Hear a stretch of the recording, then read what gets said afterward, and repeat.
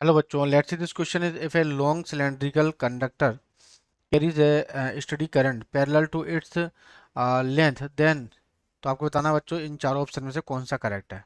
तो देखो बच्चों यहाँ पे बोल रहा है कि the electric field along the axis is zero. तो यहाँ पे जैसे मेरे पास लॉन्ग सिलेंडर ले लेते हैं इस तरीके से, this is the long cylinder, ठीक है।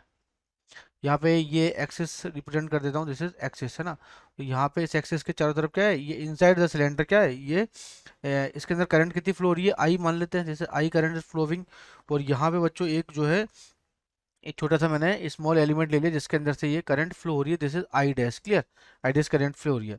तो बच्चा यदि हम बात करें यहाँ पे कि the electric field along the axis is zero, तो बच्चों यहाँ पे अंदर की तरफ तो कोई चार्ज ही प्रेजेंट नहीं है, तो q is not equal to zero, है ना। कोई चार्ज ही नहीं है, q is not equal to zero, sorry अच्छा अच्छा हाँ, q is not equal to zero, है ना। तो अब बच्चों जब चार्ज ही प्रेजेंट मतलब चार्ज यहाँ पे जीरो नहीं है, चार्ज करंट फ्लो रही, तो करंट फ्लो तो चार्ज कहीं ना कहीं होगा। तो चार्ज चार्ज जीरो नहीं हो तो इलेक्ट्रिक फील्ड भी क्या होगा, जीरो नहीं होगा, क्योंकि चार्ज है तो इलेक्ट्रिक फील्ड भी है। तो the electric field along the axis is zero.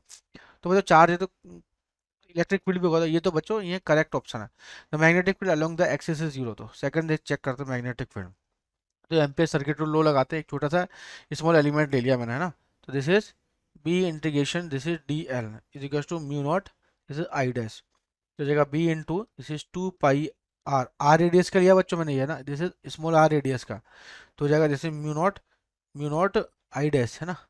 तो ये हो जाएगा बी इज इक्वल टू जाएगा mu naught I dash upon two pi r, ठीक है, टू पाई आर। तो बच्चों यहाँ पे हो जाएगा mu naught I dash upon two pi r. तो हमें तो पूरी रेडियस कितनी रेडियस है इसकी, इसकी रेडियस कैपिटल आर है। यदि हम बात करें तो बच्चों यहाँ पे इसकी जो करंट डेंसिटी है यहाँ पे और इसकी सरफेस दोनों इक्वल होगी, तो जे इज इक्वल टू क्या होगा, जे डैश।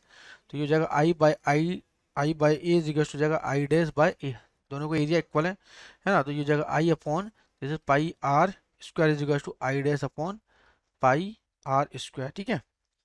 तो पाई से पाई यहाँ पे कैंसिल, ठीक है। तो यहाँ पे आई डैश की वैल्यू रख दो, तो ये हो जाएगा B is equal to mu naught I dash की वैल्यू कितनी जाएगी, this is I R square upon this is two pi, और ये हो जाएगा आपका आर इंटू ये आर से आर यहाँ पे कैंसिल हो जाएगा, और दिस इज आर स्क्वायर, ठीक है।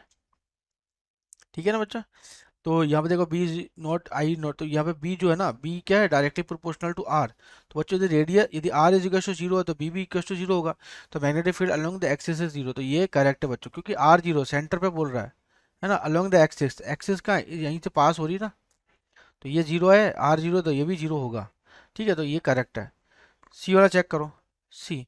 तो the magnetic field outside the conductor is zero. तो magnetic field outside the conductor, तो बच्चों आउटसाइड क्या होता है हमारे पास, B is equal to mu naught I upon two pi R, small R is equal to capital R, मतलब small R greater than capital R, outside बोल रहा है तो, है ना। यहाँ पे बच्चों यदि आर जो है यहाँ पे बाहर की तरफ भी कुछ ना कुछ मैग्नेटिक फील्ड होगा, B is not equal to zero. तो बच्चों ये जो है ना जीरो, तो ये हमारे पास रॉन्ग है।